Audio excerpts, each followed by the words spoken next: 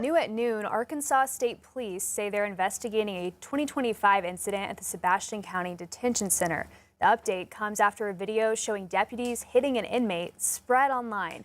In a prepared video statement, Sheriff Mike Conger said the clip lacks key contexts. The inmate, John Anthony Cole, stabbed 2 deputies with a shank last year. Conger says the video shows deputies taking Cole to the jail's medical unit moments after that attack. Now, we do want to warn you, we're going to show the video and it may be hard to watch.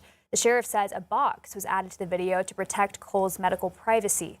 Conger says that redaction also covers the moment Cole bit a deputy's hand.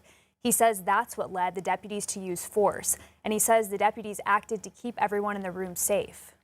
Right before the deputies began striking him, Cole, the same man who moments earlier tried to murder 2 deputies, savagely bit down on the deputy's hand, and he wouldn't let go.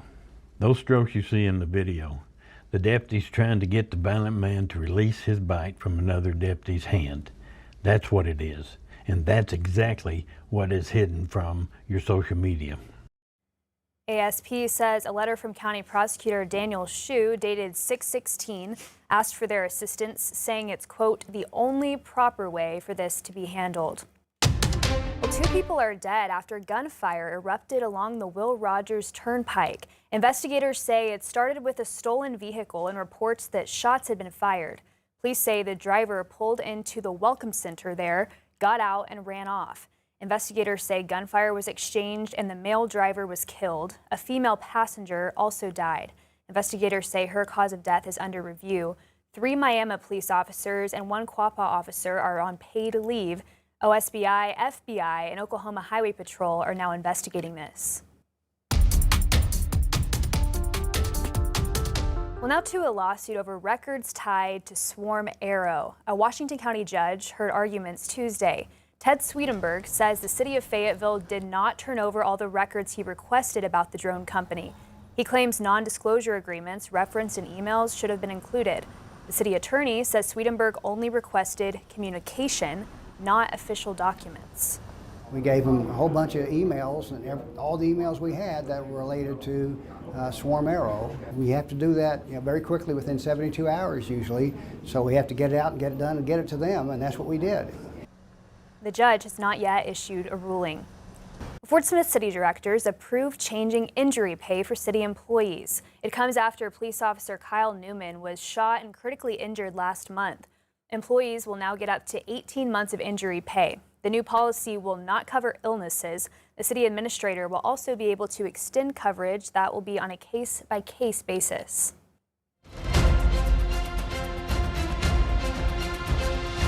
Well, results are in for Oklahoma elections, including the primary for the governor's race and a proposal to raise the state minimum wage. Well, voters rejected the minimum wage increase. The measure would have gradually raised the state minimum wage from $7.25 to $15 an hour over 3 years.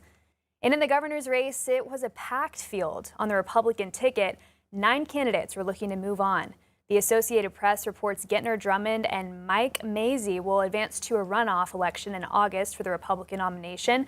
3 Democrats were vying for their party's nomination. Democrat State Rep Cindy Munson won that nomination by an almost 50% margin, beating out former state senator Connie Johnson. You can find more results in last night's primary election on our website, 5newsonline.com. Well, Fayetteville residents can now own miniature sheep after a recent change to city code. The resident who brought the idea to City Council is now among the first to take advantage of the new rules. 5 News reporter Claire Everbach has more.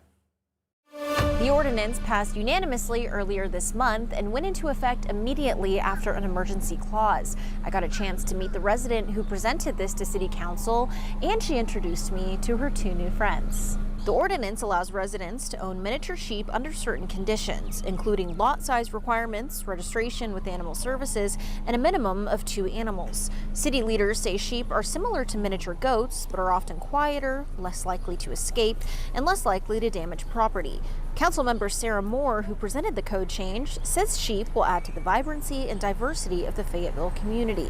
Kayla Rath is the resident who pushed for the change. She says the emergency clause allowed her family to bring home their sheep sooner than expected. I wasn't expecting her to do the emergency sheep order, but she did. So I actually found a local, is called Barnyard Buddies, that she does like birthday parties and events like that, like a mobile petting zoo for kids.